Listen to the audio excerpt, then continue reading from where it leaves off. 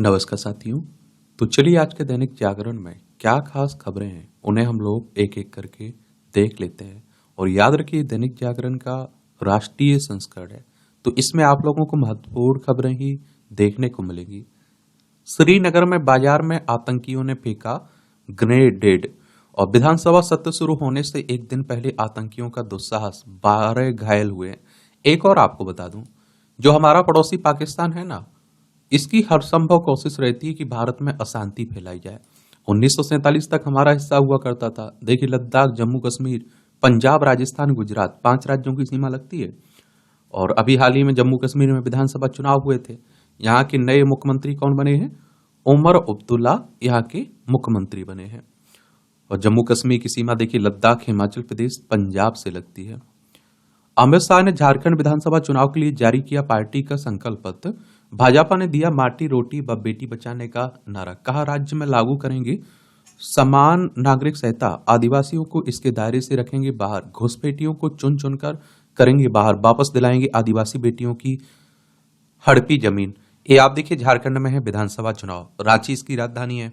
और इसे 15 नवंबर सन 2000 में बिहार से अलग करके बनाया गया था। इसकी सीमा बिहार, उत्तर प्रदेश, छत्तीसगढ़, उड़ीसा और पश्चिम बंगाल से लगती है। विधानसभा में 81 सीटें हैं, राज्यसभा में 6 सीटें हैं, लोकसभा में 14 सीटें हैं। 79,716 वर्ग किलोमीटर में फैला हुआ है आपका झारखंड।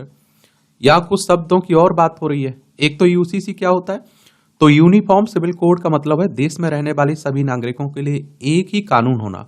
अगर किसी राज्य में सिविल कोड लागू होता है तो विवाह, तलाक हो, बच्चा गोद लेना हो, संपत्ति के बंटवारे जैसे तमाम विषयों पर हर नागरिक के लिए एक जैसा कानून रहेगा, चाहे वो किसी भी धर्म का क्यों ना हो। ठीक है, किसी भी समुदाय का क्यों ना हो। और झारखंड में ना एनआरसी ना यूसीसी, यहां सीएनटी एसपीटी रहेगा। एक कौन कह रहा है? हेमंत कह रहा है। झारखंड के मुख्यमंत्री हेमंत सोरेन ने ये कहा है। अब आप कहेंगे कि ये एक तो एनआरसी क्या होता है ये जान लीजिए पहले आप लोग। एनआरसी का मतलब है राष्ट्रीय नागरिक रजिस्टर। ठीक है, और ये आप देखते हैं कि एनआरसी एक तरह से आप कहेंगे एक रजिस्टर होता है जिसमें आप देखिए लेखा जोखा होता है नागरिकों का। ठीक है, और एक आप देखेंगे यहां सीएनटी और एसपीटी क्या है। दरअसल सीएनटी एसपीटी एक्ट आदिवासियों की भूमि के लिए बनाया हुआ एक कानून है। बीते 3 मई को आप देखते हैं यहाँ छोटा नागपुर टेनेसी एक्ट और संथाल परगना टेनेसी में संशोधन का प्रस्ताव झारखंड में लाया गया था। 2016 में आप देखते हैं ये चर्चा में काफी रहा था। और इन दोनों प्रावधानों में संशोधन के तहत जमीन मालिकों को अपनी भूमि में परिवर्तन का अधिकार मिला था। तो उसी की बात हो रही है। आदिवासियों की जमीन की खरीद बिक्री को नियंत्रित करता है एक तरह से।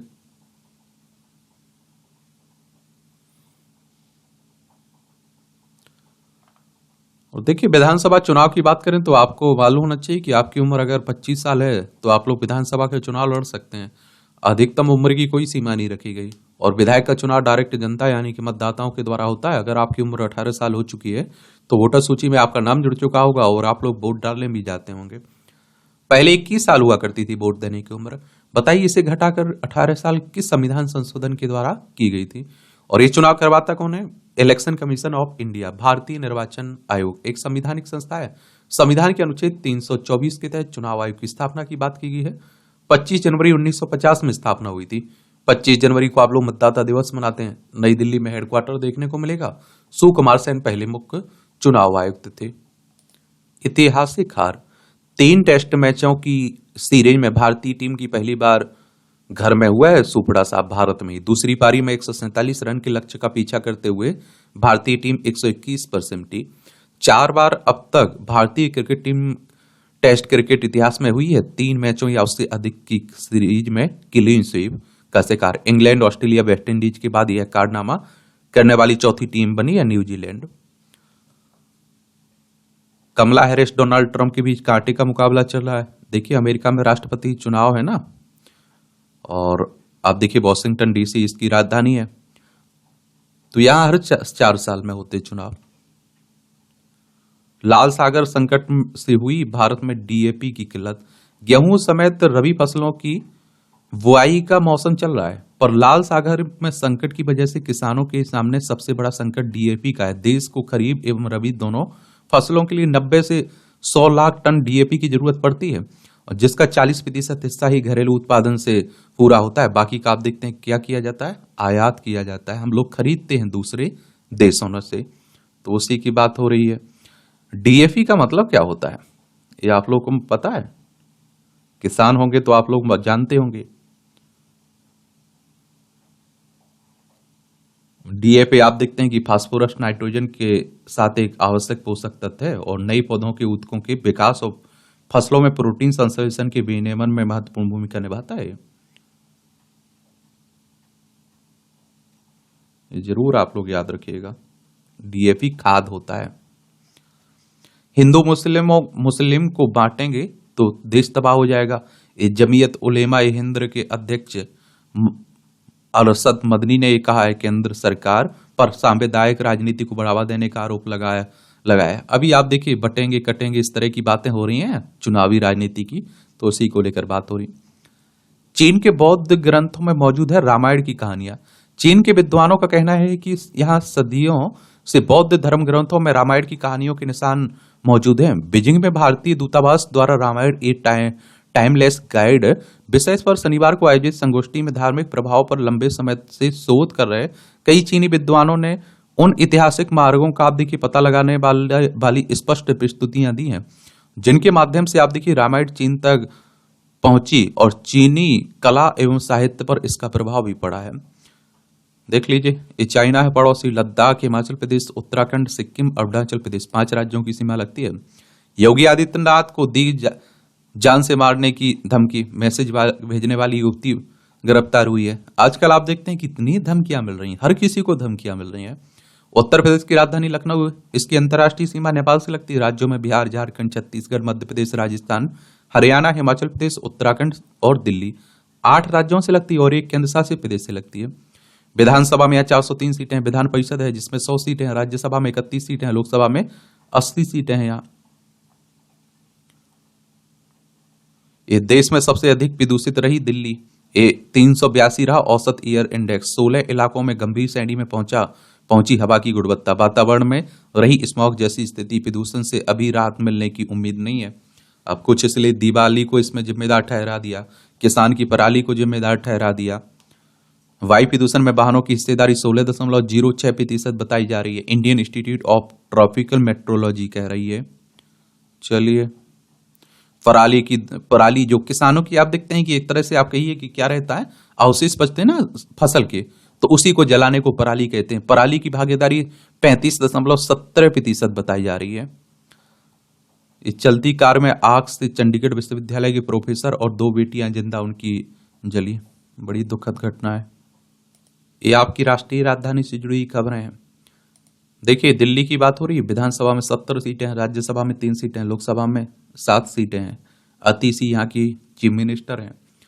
आप देख रहे हैं कि यहाँ हवा जहरीली है और आप देखते हैं यमुना भी बड़ी प्रदूषित हो चुकी है। यमुना नदी की बात करूं, यमुनोत्री ग्लेशियर से निकलती है और 1376 किलोमीटर है इसकी लंबाई, ये भी याद रखिएगा।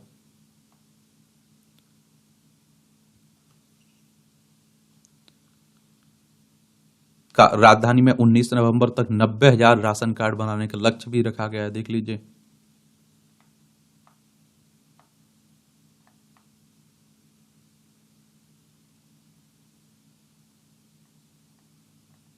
कानून का दुरुपयोग न होने पर जांच में हस्तक्षेप का अधिकार नहीं है, कोर्ट कह रहा है। पति व सास ससुर के विरुद्ध कार्रवाई की मांग वाली याचिका खारिज की गई है। आजकल पारिवारिक मामले भी बहुत आ रहे हैं। जामा मस्जिद व इसके आसपास एएसआई करे सर्वे, हाईकोर्ट कह रहा है। हाईकोर्ट ने कहा कि बताएं कि किन उद्देश्य के लिए हो रहा जामा मस्जिद परिषद का उपयोग। दिल्ली वक्फ बोर्ड बताए कि जामा मस्जिद की प्रबंधन समिति के संविधान में कोई परिवर्तन किया गया या नहीं। और एएसआई की बात करें तो भारतीय पुरातत्व सर्वेक्षण की बात हो रही है। इसकी स्थापना कब हुई थी? 1861 में। और संरक्षित स्मारक घोषित करने के होंगे पर्याप्त प्रभाव। ये आप देखिए, एएसआई ने अदालत में दाखिल हलफनामे में कहा कि जामा मस्जिद को संरक्षित स्मारक घोषित करने की पर्याप्त प्रभाव होंगे। संरक्षित स्मारक घोषित करने पर 100 मीटर में निर्माण वर्जित होने संबंधी निषिद्ध क्षेत्र का प्रावधान लागू होगा। निषिद्ध क्षेत्र से परे 200 मीटर क्षेत्र में सभी निर्माण संबंधी गतिविधियों को विनियमित किया जा है व निर्माण के लिए सक्षम प्राधिकरण और स्मारक प्राधिकरण से पूर्व अनुमति की आवश्यकता होगी। जामा मस्जिद के संरक्षण पर 13 साल में खर्च हुए हैं 61.82 लाख। और आप देखिए एएसआई के अधीक्षक ने हलफनामे दाखिल कर कहा कि एएसआई के अनुसार मूल फाइल नहीं मिल रही है। यह अभी भी कहा कि जामा मस्जिद को संरक्षित स्मारक घोषित किए बगैर एएसआई ने इसके पुनर्स्थापना और संरक्षण का काम किया है। एएसआई ने कहा है कि मस्जिद के मरम्मत, नवीनीकरण, संरक्षण व अन्य कार्य में उनके द्वारा वर्ष 2007-8 से वर्ष 2021 तक कुल 61,82,816 रुपए खर्च किए हैं। इसमें जामा मस्जिद दिल्ली में स्थित एक मस्जिद है। इसका निर्माण सन 1656 में हुआ था। यह मस्जिद लाल पत्थरों और संगमरमर से बना हुआ है। इस मस्जिद का निर्माण 1650 में शाहजहां ने शुरू करवाया था। ये भी आप लोग याद रखिएगा। भारत चीन के संबंधों में हुई है प्रगति। और जयशंकर साहब बोले, विदेश मंत्री हैं हमारे, पूर्वी लद्दाख में दोनों देशों की सेनाओं के पीछे हटने से यह स्थिति आई है। देवसांग में भारतीय सेना ने की गश्त शुरू, डेमचौक में शुक्रवार से। एक कहा 4 वर्षों की गतिरोध के बाद दोनों देशों के संबंधों के विकास के क्रम में यह प्रगति स्वागत योग्य है। 15 जून 2020 को हुई थी ना गलवान में हिंसा, तब से आप देखते हैं कि दोनों में टकराव बना रहा हुआ था। भारत चीन सैनिकों के बीच 15 जून 2015 को पूर्वी लद्दाख में गलवान घाटी में झड़प हुई थी, जिसमें 20 सैनिक हमारे शहीद हो गए थे। चीन की सेना के जवान भी मारे गए थे। बाद में चीन ने बयान जारी किया, मगर यह साफ नहीं हुआ कि उसके कितने सैनिकों की मौत हुई। फरवरी 2021 में चीन ने गलवान घाटी में मरने वाले अपने 4 सैनिकों को मरणोपरांत मेडल देने की घोषणा की थी। विश्व के साथ तरक्की करना चाहता है भारत, जयशंकर साहब कह रहे हैं। और एएमयू के अल्पसंख्यक दर्जे व उत्तर प्रदेश मदरसा बोर्ड की वैधानिकता पर इसी हफ्ते आएगा फैसला। और आप देखिए 10 नवंबर को सेवानिवृत्त हो रहे चीफ जस्टिस चंद्रचूड़ ने 5 बड़े मामलों में सुरक्षित रखा है फैसला। अयोध्या राम जन्मभूमि मामले में फैसला सुनाने वाली पीठ के अंतिम न्यायाधीश होंगे जस्टिस चंद्रचूड़। देखते हैं क्या होता है। सुप्रीम कोर्ट की बात करें तो हमारी सर्वोच्च अदालत है। संविधान के अनुच्छेद 124 के तहत सुप्रीम कोर्ट की स्थापना की बात की गई। 28 जनवरी 1950 में स्थापना हुई थी। एक और आप लोगों को बता दूं कि 30 मामला इसमें लाइट मोटर व्हीकल के लाइसेंस से जुड़ा हुआ है। सुप्रीम कोर्ट के फैसला देने की एलएमवी चलाने का लाइसेंस रखने वाले व्यक्ति को 7500 किलोग्राम तक के वजन वाला ट्रांसपोर्ट व्हीकल चलाने का अधिकार होगा या नहीं। इस मुद्दे पर सीजीआई की अगुवाई वाली 5 न्यायाधीश की पीठ ने 21 अगस्त को फैसला सुरक्षित रखा था। चौथा फैसला अधिगृहित निजी संपत्ति के पुनर्वितरण से जुड़ा हुआ है। इसमें 9 न्यायाधीशों की संविधान पीठ फैसला सुनाएगी कि क्या सरकार को निजी संपत्ति अधिगृहित कर उसके पुनर्वितरण का अधिकार है। संविधान पीठ अनुच्छेद 39B में से संबंधित प्रावधानों पर फैसला देगी। 5वां फैसला इस मुद्दे पर आएगा कि क्या भर्ती प्रक्रिया शुरू होने के बाद नियम व शर्तें बदली जा सकती हैं। तो इस मामले में 5 सदस्यीय संविधान पीठ ने 23 जुलाई को फैसला सुरक्षित रखा था। यह मामला राजस्थान हाईकोर्ट में अनुवादकों की नियुक्ति से उठा था। चलिए देखते हैं क्या होता है। टीबी मरीजों की संख्या में कमी भारत के समर्पित प्रयास का परिणाम है, मोदी जी कह रहे हैं। कहा हम टीबी मुक्त भारत की दिशा में काम करते रहेंगे। और 2015 से 23 तक टीबी की घटनाओं में 17.7% की गिरावट आई है। अच्छी पहल है एक तरह से, आप देखते हैं अच्छी बात है। WHO ने एक रिपोर्ट जारी की थी ना, उसी के तहत WHO यानी कि वर्ल्ड हेल्थ ऑर्गेनाइजेशन की बात हो रही है। ये बात जरूर याद रखिएगा आप लोग। और इसकी स्थापना कब हुई थी? 7 अप्रैल 1948 को। और इसका हेडक्वार्टर जेनेवा स्विट्जरलैंड में देखने को मिलेगा। 7 अप्रैल को विश्व स्वास्थ्य दिवस मनाते हैं। टीबी यानी कि ट्यूबरक्लोसिस की बात हो रही, क्रॉनिक संक्रमण है जो ईयरबोर्न बैक्टीरिया माइकोबैक्टीरियम ट्यूबरक्लोसिस के कारण होता है। ये आमतौर पर आप देखिए फेफड़ों को प्रभावित करता है। एनजीटी ने गुजरात और ओडिशा में कचरा प्रबंधन के मुद्दे पर जताई चिंता। एनजीटी ग्रीन ट्रिब्यूनल बोर्ड की बात हो रही है। 2010 में इसकी स्थापना हुई थी। ये आप देखिए गुजरात है, गांधीनगर इसकी राजधानी है। उड़ीसा में भुवनेश्वर इसकी राजधानी देखने को मिलेगी। INS विक्रांत धोखाधड़ी केस में किरीट सोमैया को फिर क्लीन चिट मिली है। आर्थिक अपराध शाखा ने अदालत में दायर की दूसरी क्लोजर रिपोर्ट। कहा 57 करोड़ की धोखाधड़ी मामले में नहीं मिला कोई साक्ष्य। आप देखेंगे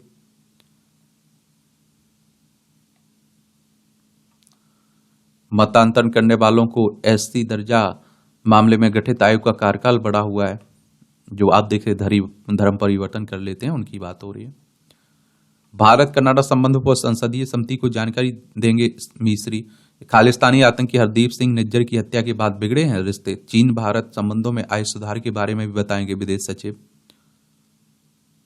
पहली बार साल की नर्सरी तैयार कर रहा है एफ आर आई, ये आप देखेंगे, अच्छी बात है। सुइकारा और वन अनुसंधान संस्थान की बात हो रही है। निकाय चुनाव में आप देखते हैं कि उत्तर प्रदेश में उगाए गए पौधे बने मुसीबत। इसमें निकाय चुनाव में दूसरे राज्य की एससी महिलाओं को नहीं मिलेगा कोटे का लाभ। हरियाणा में नई व्यवस्था। राज्य चुनाव आयोग ने जिला उपायुक्त को इस संबंध में जारी किया निर्देश। एक और आपको बात बता दूं यहाँ कि जो आपके स्थानीय चुनाव होते हैं ना, उनके लिए हर राज्य में उनका अपना निर्वाचन आयोग होता है, जरूर याद रखिएगा। हरियाणा में हरियाणा निर्वाचन आयोग देखने को मिलेगा। चंडीगढ़ इसकी राजधानी है हरियाणा की, ये भी याद रखिएगा। अगर लाल सागर आपको देखना है ना, जिसके कारण कई समस्याएं बनी हुई हैं, देखिए अरब सागर है, हिंद महासागर है, बंगाल की खाड़ी है, यहाँ इजराइल, ये भूमध्य सागर, यहाँ लाल सागर आपको देखने को मिलेगा।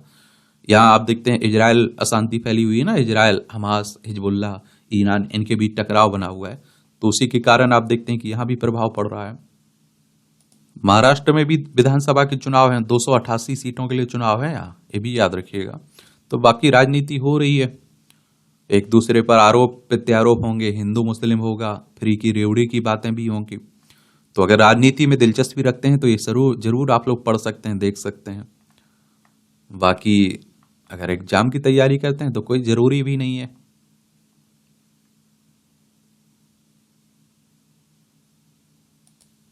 बफर नोटिस वापस लेने पर भाजपा ने कहा कर्नाटक सरकार यू टर्न विशेषज्ञ। ये आप देखिए, आरोप है कि किसानों की जमीन योजनाबद्ध तरीके से बप्प को देना चाहती थी कांग्रेस। मुख्यमंत्री सिद्धरमैया ने दिया किसानों को भेजे गए सभी नोटिस वापस लेने के निर्देश। देखिए बप्प अभी विधेयक भी आया ना, संशोधन विधेयक, उसमें भी सुधार की बातें हो रही हैं, क्योंकि आप देखते हैं कि अभी वक्फ बोर्ड अगर किसी जमीन पर अपना अधिकार जताने लग जाए तो जिसकी जमीन होगी, जो अपनी जमीन का मालिक होगा, उसे साबित करना पड़ेगा कि उसकी जमीन है या नहीं है। समझ रहे हैं आप लोग, वक्फ को अपनी तरफ से कुछ नहीं करना पड़ेगा। तो उसी को लेकर बातें हो रही हैं। ये महिला डॉक्टर से दरिंदगी की घटना पूर्व नियोजित है, यह सीबीआई कह रही। डॉक्टर जो कोलकाता में डॉक्टर से दरिंदगी की गई थी ना, उसी की बात हो रही है। और CBI central bureau of investigation की बात हो रही है। 1 अप्रैल 1963 में स्थापना हुई थी। बंगाल में महिलाएं सुरक्षित नहीं है, ये कौन कह रहा है? राज्यपाल यहाँ की कह रहे हैं। अब सोच लीजिए, ये आप देखिए, एक बार बंगाल देख लीजिए, पश्चिम बंगाल की बात हो रही, कोलकाता इसकी राजधानी है। ममता बनर्जी यहाँ की चीफ मिनिस्टर है, मुख्यमंत्री हैं। और आप देखें सीबी आनंद बोस यहाँ के राज्यपाल साहब हैं। विधानसभा में 294 सीटें हैं, राज्यसभा में 16 सीटें हैं, लोकसभा में 42 सीटें हैं। 88,000 आप देखेंगे 752 वर्ग किलोमीटर में फैला हुआ है। इसकी सीमा उड़ीसा, झारखंड, बिहार, सिक्किम और असम से लगती है। अंतर्राष्ट्रीय सीमा इसकी आप देखिए नेपाल, भूटान, बांग्लादेश से लगती है। तीन देशों से लगती है।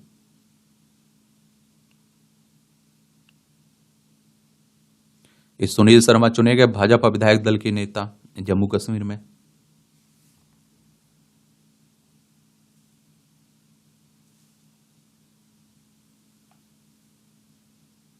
डिजिटल अरेस्ट के मामले में ईडी ने 8 के विरुद्ध दाखिल किया है आरोप पत्र। और देखिए, आप लोगों को मालूम होना चाहिए, पीएम के डिजिटल अरेस्ट के खतरे से बचने के आग्रह के बाद जांच एजेंसियों की कार्रवाई तेज हुई है। और इस मामले में अपराध से अर्जित रकम 159 करोड़ रुपए। और इस समय न्यायिक हिरासत में मामले में गिरफ्तारी सभी 8 आरोपित हैं। I4C ने जारी की नई गाइडलाइन। ये अपराध समन्वय केंद्र ने, ये आप देखते हैं, रविवार को एक नई एडवाइजरी जारी की, जिसमें लोगों से डिजिटल अरेस्ट से सावधान रहने की अपील की गई है। इसमें कहा गया है कि वीडियो कॉल करने वाले लोग पुलिस, सीबीआई, सीमा शुल्क अधिकारी या न्यायाधीश नहीं, बल्कि साइबर अपराधी होते हैं। केंद्रीय गृह मंत्रालय के तहत काम करने वाले संगठन ने एडवाइजरी में लोगों से इन चालबाजी में नहीं फंसने और ऐसे अपराधों की शिकायत तत्काल राष्ट्रीय साइबर अपराध हेल्पलाइन 1930 पर या फिर साइबर अपराधों से जुड़े आपराधिक पोर्टल पर दर्ज कराने को कहा है। प्रधानमंत्री मोदी ने 27 अक्टूबर को अपने मासिक रेडियो कार्यक्रम मन की बात में डिजिटल अरेस्ट का मुद्दा उठाया था। डिजिटल अरेस्ट यानी कि किसी दूसरे की निगरानी में आप रहना, और फिर आपसे आप देखते हैं कि डरा धमका कर क्या कर लिया जाता है, लूट लिया जाता है, पैसे ले लिए जाते हैं।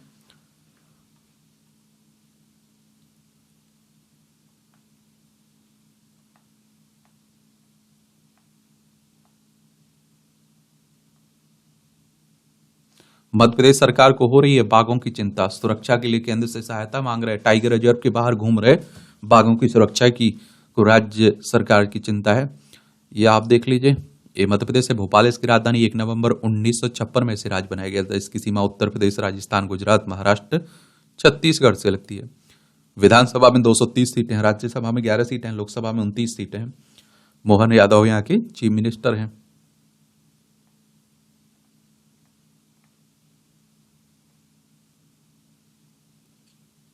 आखिर हरियाणा के किसानों की समझ में आया पराली के निस्तारण का महत्व। निस्तारण के लिए 1,00,000 किसानों ने करा है रजिस्ट्रेशन। पराली की खपत के लिए 11 उद्योगों ने भी मांगे फसल के अवशेष। मैं कह रहा हूं ना कि बेहतर इसका निस्तारण किया जा सकता है और किसानों को भी फायदा होगा। और आप देखते हैं कि वायु भी प्रदूषित कम होगी, प्रदूषण भी कम फैलेगा, लेकिन उसमें सरकार को भी योगदान देना होगा, किसानों को भी आगे बढ़कर उसमें योगदान देना होगा।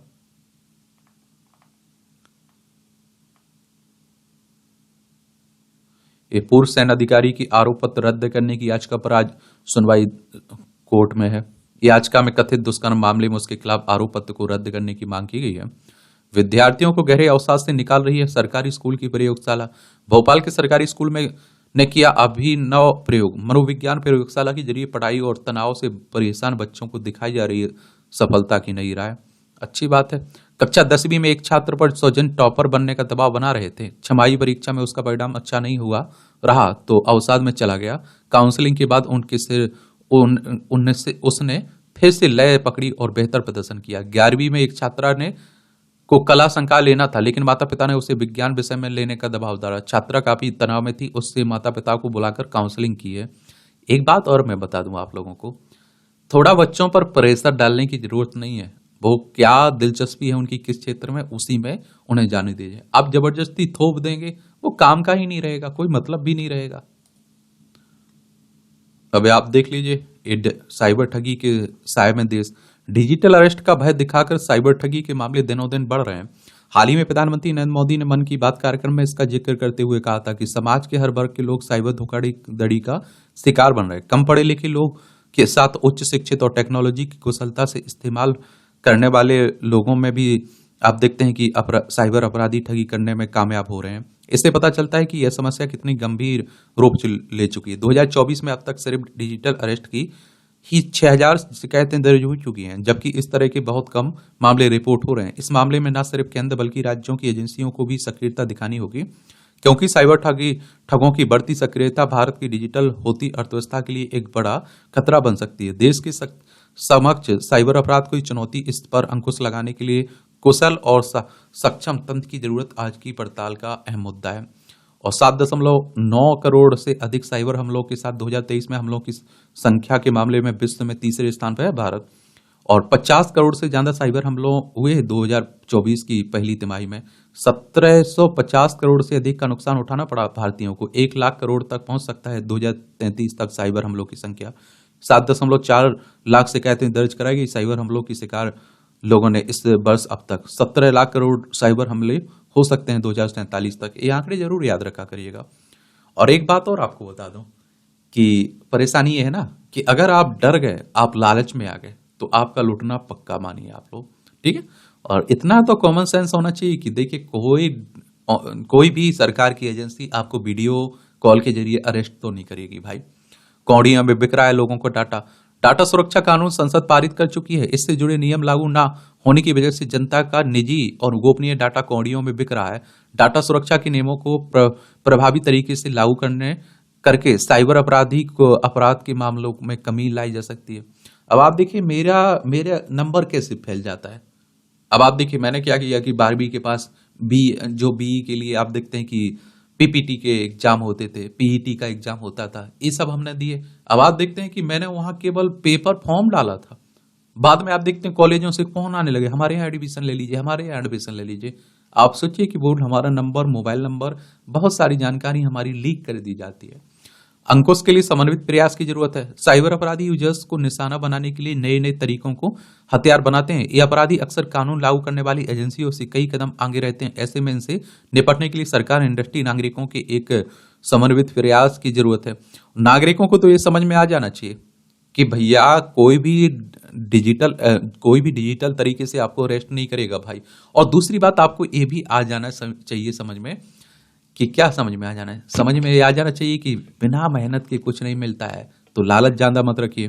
क्या है डिजिटल अरेस्ट, कैसे करें अपना बचाव, ये जरूर जानकारी आप लोग नोट कर लीजिए, देख लीजिए और इसे बता दीजिएगा लोगों को। इन दिनों आप देखते हैं कि डिजिटल अरेस्ट की खबरें आ रही है ना। साइबर ठगों ने वर्धमान ग्रुप के सीएमडी एसपी जोसवाल को डिजिटल अरेस्ट करके 7 करोड़ रुपए ठग लिए। लीजिए। हद तो तब होगी जब एक महिला शिक्षक को कॉल आया। कॉल करने वाले ने बताया कि उनकी बेटी सेक्स रैकेट में फंस गई। यह सुनकर डर की वजह से महिला की मौत हो गई। अब सोचिए, डिजिटल अरेस्ट से कैसे शिकार को बस में कर लेते हैं ठग। किसी भी शख्स को किसी भी गलतफहमी का शिकार बनाकर डर और दहशत में डाल देना, उस पर डर की मदद से रकम वसूल यानी साइबर अपराध का शिकार बनाना को डिजिटल अरेस्ट कहते हैं। विशेषज्ञों का कहना है कि डिजिटल अरेस्ट के दौरान साइबर ठग अपने संभावित शिकार के मन में डर पैदा कर देते हैं। उन्हें यह विश्वास दिला दिया जाता है कि जो भी उन्हें बताया जा रहा है वही असलियत है। उनके या उनके किसी परिजन के साथ कुछ बुरा हो चुका है या होने वाला है, या आप देखिए वह पुलिस, सीबीआई या ईडी की जांच के घेरे में फंस चुके हैं। बस इसके बाद शिकार डर कर मान लेता है और अगर कॉल करने वाले का कहना नहीं माना तो बहुत बुरा होगा, या वह सचमुच गिरफ्तार हो जाएगा। 11,28,265 शिकायतें मिली थी 2023 में वित्तीय साइबर धोखाधड़ी की। 90 करोड़ से अधिक इंटरनेट यूजर्स हैं भारत में, तो आप बहुत चिंता का कारण है। डिजिटल अरेस्ट की पहचान कैसे करें, तो डिजिटल अरेस्ट के मामले में संभावित शिकार को फोन कॉल आता है। उन्हें बताया जाता है कि वह मनी लॉन्ड्रिंग या ड्रग्स तस्करी के गंभीर मामले में शामिल रहे हैं। अगर उन्होंने कॉल कर रहे जांच अधिकारी का कहना नहीं माना तो गिरफ्तारी और जेल की सजा सिर्फ सिर्फ वक्त की बात है। फिर शिकार जैसे डरना शुरू करते हैं और आप देखते हैं कि कॉल करने वाला तेजी से पैंतरा बदलकर अपनी चाल चल देता है। वास्तव में कानूनी तौर पर डिजिटल अरेस्ट जैसी कोई चीज होती ही नहीं है, लेकिन जानकारी के अभाव में लोग दबाव में आ जाते हैं। और देखिए, जिसने गलत किया होता है कुछ ना कुछ, वो भी इसमें डर में आ जाता है। अब मुझे कॉल करके कोई अगर बोले डिजिटल अरेस्ट के लिए, भाई क्या ठीक है, कर आ जाओ, गिरफ्तार कर लो, जो करना हो कर लो, क्योंकि हम कुछ किए ही नहीं है, सीधी सी बात है। शिकार को पुलिस जैसी वर्दी, पुलिस स्टेशन या सीबीआई ऑफिस जैसा माहौल बनाकर और यहां तक कि पहचान पत्र दिखाकर यकीन दिला दिया जाता है कि कॉल करने वाली जांच अधिकारी है। शिकार को हर वक्त अपना मोबाइल कैमरा और माइक्रोफोन चालू रखने के लिए कहा जाता है। बुरे नतीजे की धमकी देकर उसके भीतर डर बिठा दिया जाता है। उन्हें यह भी कहा जाता है कि जो कुछ भी हो रहा है उसके बारे में किसी से बात ना करें, किसी को कुछ ना बताएं। जब शिकार के भीतर पर्याप्त डर बैठ जाता है तो वह ठग की हर बात मानने लगता है और फिर ठग उनका पैसा लूटता है। खुद को डिजिटल अरेस्ट से कैसे बचाएं, ऐसे अनजान नंबरों से आने वाली कॉल पर आप देखते हैं कि भरोसा ना करें जिनमें कॉल करने वाला खुद को कोरियर कंपनी या फिर कानून प्रवर्तन एजेंसियों से होने का दावा कर रहा हो। अगर आपको ऐसी कॉल आती है तो कॉल डिस्कनेक्ट करें और आधिकारिक चैनलों से सीधी कंपनी से संपर्क करें। आप कंपनी की वेबसाइट से उसका कस्टम सर्विस नंबर प्राप्त कर सकते हैं। फोन पर किसी से अपनी संवेदनशील जानकारी जैसे आधार नंबर, बैंक डिटेल, पासवर्ड साझा करने में सतर्क रहें। और आप देखते हैं कि सरकारी विभाग का कर्मचारी, अधिकारी या कंपनियां ऐसी डिटेल नहीं पूछती हैं। अगर फोन पर कोई आपकी निजी जानकारियां आपसे साझा करता है तो घबराएं नहीं।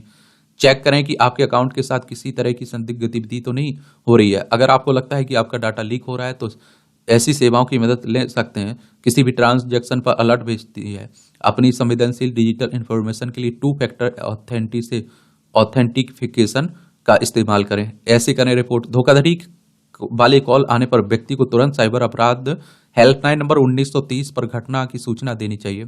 ऑनलाइन बदमाशी, पीछा करने से लेकर वित्तीय धोखाधड़ी तक कोई भी साइबर अपराध राष्ट्रीय साइबर अपराध रिपोर्टिंग पोर्टल www.cybercrime.gov.in पर रिपोर्ट किया जा सकता है। मदद के लिए नजदीकी पुलिस स्टेशन से भी संपर्क किया जा सकता है।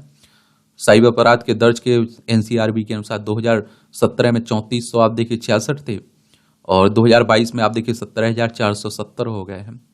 तेजी से बढ़ रहे हैं, तेजी से लोग लुट भी रहे हैं, ये भी याद रखिएगा।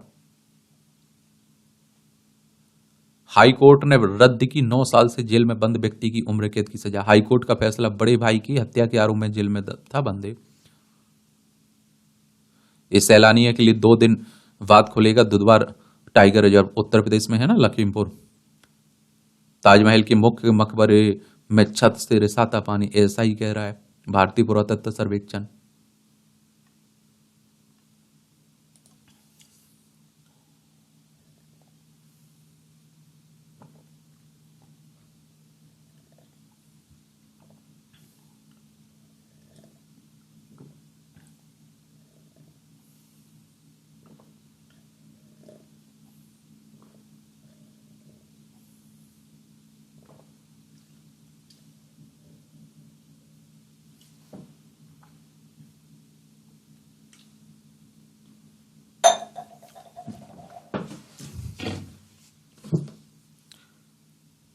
सेबी ने इरोज इंटरनेशनल के प्रमोटर पर जुर्माना लगाया। मार्केट रेगुलेटर सेबी की बात हो रही है। ये आप देखिए मानदंडों के उल्लंघन के से जुड़े मामले में भारतीय प्रतिभूति विनिमय बोर्ड की बात करें तो 12 अप्रैल 1988 में इसकी स्थापना हुई थी। मुंबई महाराष्ट्र में हेडक्वार्टर देखने को मिल जाएगा। एफपीआई ने अक्टूबर में बाजार से 94,000 करोड़ निकाले। घरेलू बाजार में ऊंचे मूल्यांकन और चीन के शेयरों की आकर्षक कीमत के चलते विदेशी पोर्टफोलियो निवेशकों ने की बिकवाली। और आप देखिए एफपीआई ने इस ताजा निकासी से पहले सितंबर से में शेयरों में 57,754 करोड़ रुपए का किया था निवेश। इससे पहले विदेशी निवेशकों ने मार्च 2020 में शेयरों से सर्वाधिक 61,973 करोड़ रुपए निकाले थे। 6,593 करोड़ रुपए रह गया है एफपीआई का शेयर में कुल निवेश 2024 में। अमेरिकी राष्ट्रपति चुनाव के नतीजों से तय होगी बाजार की दिशा भी। सेंसेक्स में की सही से 10 में 6 कंपनियों का बाजार पूंजीकरण 1.07 लाख करोड़ बढ़ा। सुपर लग्जरी परियोजना में 8,000 करोड़ का निवेश करेगी डीएलएफ। क्या डीएलएफ? ये रियल एस्टेट क्षेत्र की प्रमुख कंपनी है। मैजिक पेन ने प्लेटफॉर्म शुल्क घटाकर 5 रुपए किया। Ecommerce app Magicpin है ना, दीनदयाल क्षेत्र के लिए नहीं मिला कोई भागीदार।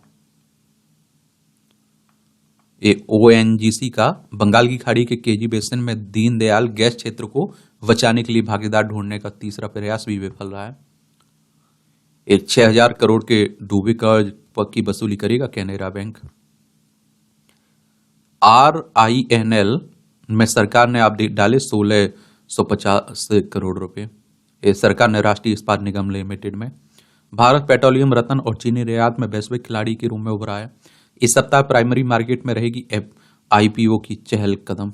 18,534 करोड़ जुटाने के लिए स्विगी और निवा बूपा समेत 4 कंपनियां बाजार में रखेंगी कदम। कीमतें घटने से सितंबर तिमाही में सीमेंट कंपनियों का मुनाफा प्रभावित हुआ है। शहरी क्षेत्र में मांग घटने से एफएमसीजी कंपनियों के मार्जिन में गिरावट। दाम बढ़ाने के लिए संकेत दिए। ऊंचे उत्पादन लागत तथा खाद्य मुद्रास्फीति की वजह से सितंबर तिमाही में कंपनियों का लाभ घटा और इस्तेमाल में आने वाले सामान मसलन पाम तेल, कॉफी और कोको के दाम में हुई बढ़ोतरी। ये मुआवजा व समर्थन मूल्य में विसंगति भी हाथी मानव द्वंद्व का कारण है। फसलों की सुरक्षा के लिए बिजली करंट प्रभावित तार बिछने से हाथियों के साथ इंसानों के लिए भी खतरा है। किसान करते हैं ना। कामतानाथ के अभिषेक से शुरू होगा युग तुलसी की जन्म शताब्दी समारोह।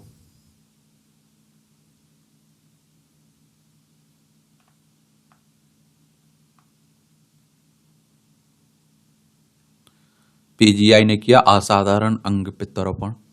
एक चुनौतीपूर्ण यात्रा कर 23 वर्षीय युवक के अंगों का सफल संग्रहण किया गया, जो एम्स जोधपुर में 2 नवंबर को गंभीर चोटों के कारण ब्रेन डेड घोषित किया गया था। हमारे देश में देखिए अंगदान की प्रथा भी कम है। अब मान लीजिए कि किसी भी कारण से किसी की डेथ हो जाती है तो उसके जो भी अंग होंगे वो उसके परिवार के काम के तो रहेंगे नहीं, और या तो जला दिया जाएगा या दफना दिया जाएगा। अगर उसके अंग दान कर दिए जाए तो आप देखेंगे बहुत सारे लोगों को जिंदगी मिल सकती है।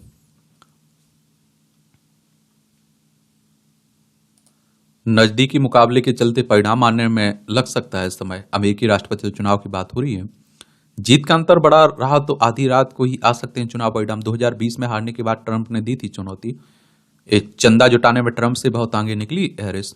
और इस बार प्रमुख चुनावी मुद्दे क्या है? इमिग्रेशन इस चुनाव में एक बेहद अहम मुद्दा बनकर उभरा है। रूस, यूक्रेन और इजराइल गाजा युद्ध भी रहा महत्वपूर्ण। महिलाओं के अधिकारों को जोर शोर से उठाया गया। रोजगार के मुद्दे को भी दोनों दलों ने भी भुनाने की कोशिश की है। ऐसे चुना जाता है दुनिया के सबसे पुराने लोकतंत्र का राष्ट्रपति। दुनिया के सबसे पुराने लोकतंत्र में राष्ट्रपति चुनने की प्रक्रिया आगे बढ़ रही है। हर 4 साल के बाद अमेरिका में राष्ट्रपति का चुनाव होता है और इसमें काफी वक्त लगता है। भारत की अपेक्षा अमेरिका में चुनाव की प्रक्रिया बहुत अलग है। यह जटिल प्रक्रिया है जो कई चरणों से गुजरते हुए आगे बढ़ती है। जैसे संवैधानिक बाध्यता ऐसे होती है शुरुआत। ये आप देखते हैं अधिवेशन में राष्ट्रपति उम्मीदवार आने के साथ साथी के रूप में उपराष्ट्रपति पद के लिए उम्मीदवार चुनता है। उपराष्ट्रपति पद के उम्मीदवार को अपने पक्ष में समर्थन जुटाने के लिए चुनाव प्रचार करना होता है। देखिए ये आप देखिए पात्रता मूल नागरिक, तो मूल नागरिक होना चाहिए। एक आप लोगों को मालूम होना चाहिए सबसे पहला कि मूल नागरिक वहां का होना चाहिए अमेरिका के, 35 वर्ष न्यूनतम आयु, 14 साल से अमेरिकी नागरिक होना चाहिए। पहला चरण में देखिए प्राइमरी और कॉकस, तो राष्ट्रपति की उम्मीदवारी में कई लोग होते हैं। आम चुनाव से पूर्व प्राइमरी और कॉकस चुनाव सामना करना पड़ता है। और कॉकस क्या है, एक तरह से आप देखिए राजनीतिक दलों के सदस्यों की मीटिंग होती है जिसमें राष्ट्रीय अधिवेशन के लिए प्रतिनिधि का चुनाव होता है। प्राइमरी इसी का सहयोग है। और प्रत्येक राजनीतिक आप देखिए दल के उम्मीदवार देश भर में चुनाव प्रचार करते हैं।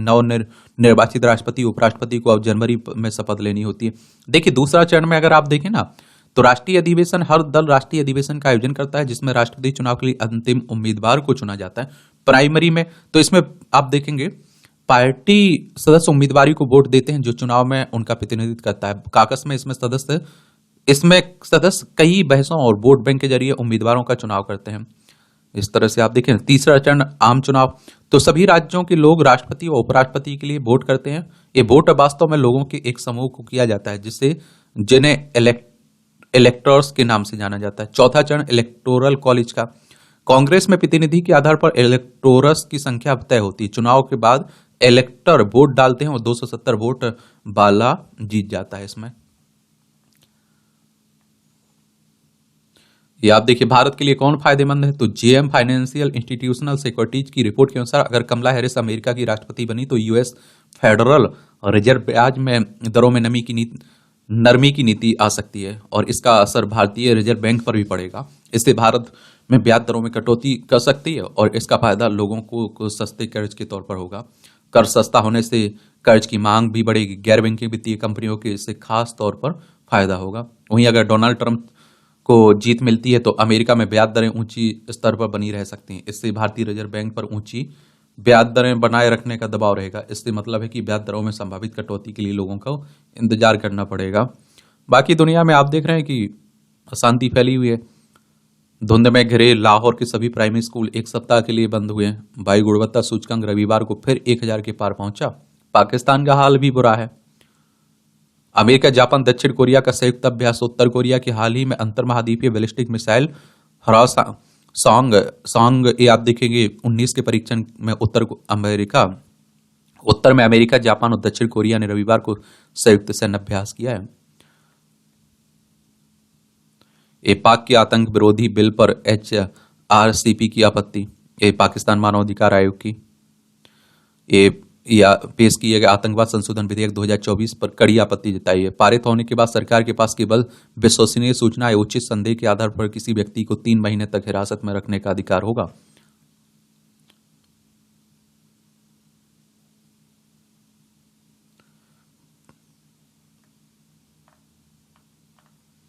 ये सब आप देख रहे हैं कि चलता रहता है। हाथियों की मौत के मामले में 2 वन अधिकारी निलंबित हुए हैं। ये मध्य प्रदेश में आप देखते हैं कि हाथियों की मौत हुई है ना, तो उसी की बात हो रही है। यम फ्रांस से मुक्ति। यह द्वितीय के दिन रविवार को मथुरा में भाई बहनों ने यमुना नदी में आप देखते हैं कि श्रद्धा का स्नान किया है। यम फ्रांस। एक खेल से जुड़ी खबरें हैं। क्रिकेट को तो आप लोग पसंद करते होंगे तो देखते भी होंगे। एक बॉल अनाहत ने कोस्टा नॉर्थ कोस्ट ओपन खिताब जीता। युवा स्क्वैश खिलाड़ी है ना अनाहत सिंह, उन्हीं की बात हो रही है। लिविंग स्टोन ने दिलाई इंग्लैंड को सीरीज में बराबरी। ये भी आप देखेंगे। और पुरुष हॉकी चैंपियन में 31 टीमें भाग लेंगी। सीनियर पुरुष राष्ट्रीय हॉकी चैंपियनशिप की बात हो रही है। भारतीय मुक्केबाजों ने अंडर 19 बेस्ट चैंपियनशिप में 17 पदक जीते हैं। बार्सिलोना की एक और धमाकेदार जीत हुई है। जियो राव ने जीता पेरिस मास्टर्स। टेनिस की बात हो रही है। ये भी आप लोग देख सकते हैं। जूना अखाड़े का हुआ नगर प्रवेश। महाकुंभ के लिए प्रयागराज पहुंचने लगे संत सन्यासी। अब महाकुंभ होने वाला है ना केदारनाथ में, तो वहीं की बात हो रही। केदारनाथ व यमुनोत्री धाम के कपाट शीतकाल के लिए बंद हो गए हैं। रामलला के आंगन में उमड़ा जन ज्वार। अयोध्या में भव्य राम मंदिर बन चुका है। वहीं की बातें हो रही है। यहाँ भी आपको जनरल नॉलेज की जानकारी मिल जाती है। परीक्षा के पॉइंट मिल जाते हैं। ग्रीन हाउस में कटौती के लिए लागू हुआ पेरिस समझौता। 2016 में आज ही पेरिस जलवायु परिवर्तन समझौता लागू हुआ था। इसके तहत 196 देशों ने ग्रीन हाउस गैस उत्सर्जन को कम करने के लिए एक साझा रणनीति का समर्थन किया था। 12 दिसंबर 2015 को फ्रांस में संयुक्त राष्ट्र जलवायु परिवर्तन सम्मेलन में यह समझौता हुआ था। पुरातत्वविदों ने तूतनखामेन की कब्र के प्रवेश द्वार की खोज। और 1922 में आज ही दिन ब्रिटिश पुरातत्वविद हार्वर्ड कार्टर ने मिस्र में 3000 वर्ष पुराने राजा तूतनखामेन के मकबरे में प्रवेश द्वार पर पता लगाया था। और इसमें आप देखिए उन्हें ढेर सारे सोने, कलाकृतियां और अन्य बहुमूल्य खजाने के साथ दफनाया गया था। आजीवन देश सेवा में लगे रहे क्रांतिकारी भाई परमानंद। स्वतंत्रता सेनानी भाई परमानंद का जन्म 1876 में आज ही अविभाजित भारत के झेलम और पाकिस्तान में हुआ था। लाला लाजपत राय ने से प्रभावित होकर आर्य समाज से जुड़ गए। 1905 में दक्षिण अफ्रीका जाकर आर्य समाज की शाखाएं स्थापित की। 1908 में भारत लौटकर शिक्षक के रूप में छात्रों के बीच ब्रिटिश विरोधी प्रचार किए एवं पकड़े जाने पर उन्हें जेल भी जाना पड़ा। 1913 में गदर पार्टी के संस्थापक सदस्य बने। 1933 में वे हिंदू महासभा से जुड़े और बाद में उसके अध्यक्ष भी बने। एक जटिल कार्बन अणु बताएगा जीवन की उत्पत्ति का रहस्य। MIT के शोधकर्ताओं ने सुदूर अंतरिक्ष में की कार्बन युक्त बड़े विशिष्ट अणुओं की खोज। कार्बन केमिस्ट्री को माना जाता है पृथ्वी पर जीवन की रीढ़, तो अंतरिक्ष से पृथ्वी पर आया जीवन, ये भी कहा जा रहा है। ब्रेड से बनी कलाकृति, जब कला और कल्पना एकीकृत हो तो अजूब निर्मित होती है। ये आप देखिए, धूमपान छोड़ने के 25 साल बाद हृदय रोग संबंधी जोखिम होता है कम, अनुसंधान कह रहा है। प्रदूषण से हो सकती है गर्भावस्था में डायबिटीज की शुरुआत। चीन में जूनी मेडिकल यूनिवर्सिटी के शोधकर्ताओं ने किया अध्ययन। 4338 महिलाओं को किया शामिल। JDM वाली महिलाओं में गर्भावस्था की प्रतिकूल परिणामों और भविष्य में डायबिटीज का खतरा बढ़ने की संभावना भी बताई जा रही है। स्वस्थ जीवन शैली का पालन जरूरी है, इससे होगा प्रदूषण का खतरा भी कम, शोधकर्ता ये भी कह रहे हैं। अधिकारी को भाया नौकरी मांगने का पुराना तरीका, नई दिल्ली की बात हो रही है। डिजाइनर ने पत्र लिखकर मांगा काम दिखाने का मौका। चलिए, ये मूवियों से जुड़ी खबर है, पढ़ना हो तो पढ़ सकते हैं, छोड़ना हो तो छोड़ सकते हैं। और इस तरह से आप देखेंगे जो आज की आपकी करंट की खबरें हैं न्यूज़पेपर में, न्यूज हैं, उनके बारे में हम लोगों ने बात कर ली है, उनकी कहानी कवर कर ली है। अब आपका कोई सवाल हो, मेरे लिए सुझाव हो, तो आप लोग बता सकते हैं। धन्यवाद।